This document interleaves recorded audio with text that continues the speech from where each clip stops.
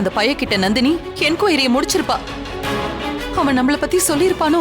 அண்ணே, எதுக்கும் அந்த நந்தினிக்கு ஒரு ஃபோன் பண்ணி கேக்குறீங்களா? டேய், எப்படிடா கேட்க சொல்ற? அவன் எங்களை பத்தி ஏதாவது சொன்னா நான் கேட்கணுமா?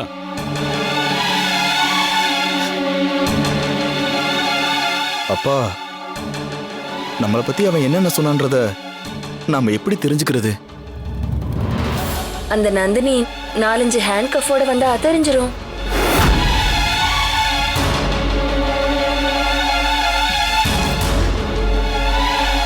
ஐயோ, ஏன் இப்படி பாக்குறீங்க?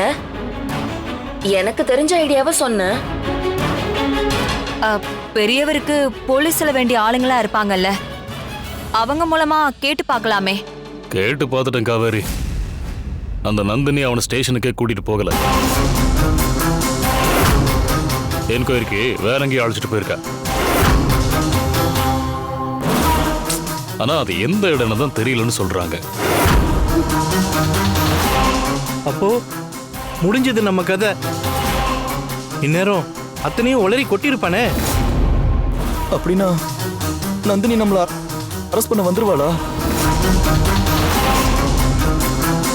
பெரியவரே, அவ வரதுக்குள்ள நம்ம ஏதாவது வெளிநாட்டுக்கு தப்பிச்சு போயிடலாமா? கொஞ்சம் பேசாம இருங்களேன். நீங்க நினைக்கிற மாதிரி எதுவும் நடக்காது.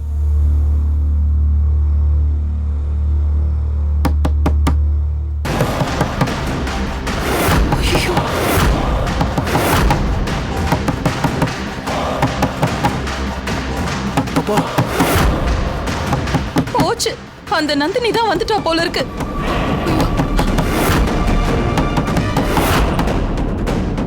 ஐயோ, இந்த ரூம்ல வேற ஒரு வழி இருந்தா அதுலயாவது தப்பிச்சு ஓடி இருக்கலாம். இப்ப என்னென்ன பண்றது? ஏய், கொஞ்சம் அமைதியாடுறா. வீணா, மாமா. போய் கதை தர. சரி மாமா.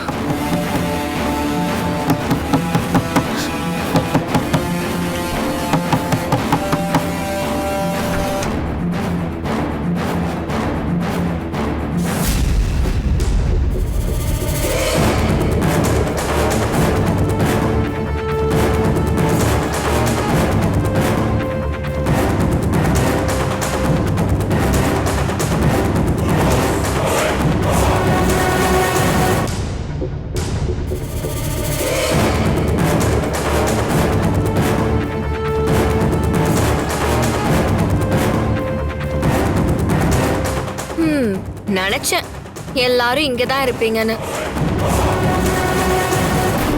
பொழுது விடியுதோ இல்லையோ எல்லாரும் கூடி மீட்டிங் போட்டுறீங்க. அப்படி என்னதான் பேசுவீங்களோ தெரியல. ஏய், நாங்க என்னவோ பேசுவோம், அத பத்தி உனக்கு என்ன? ஐயோ, அப்படின்னு நான் சொல்லல, சத்யாக்கா சொல்லிட்டு இருந்தாங்க.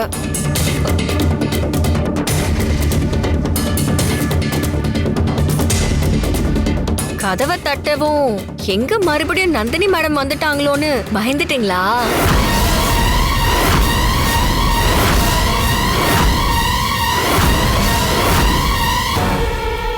ஏய், அவ வந்தா நாங்க எதுக்கு பயப்படணும்?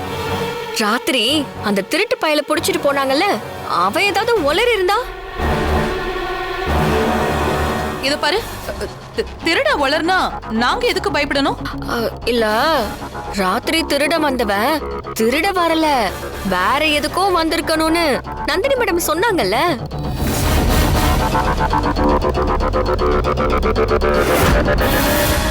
அவன் ஏதாவது உளறி தொலைஞ்சிருப்பானோன்னு பயந்துருக்கலாம்ல. என்ன வீணாக்கா சொல்றீங்க? ஐயோ, எனக்கு எதுவும் தெரியாது.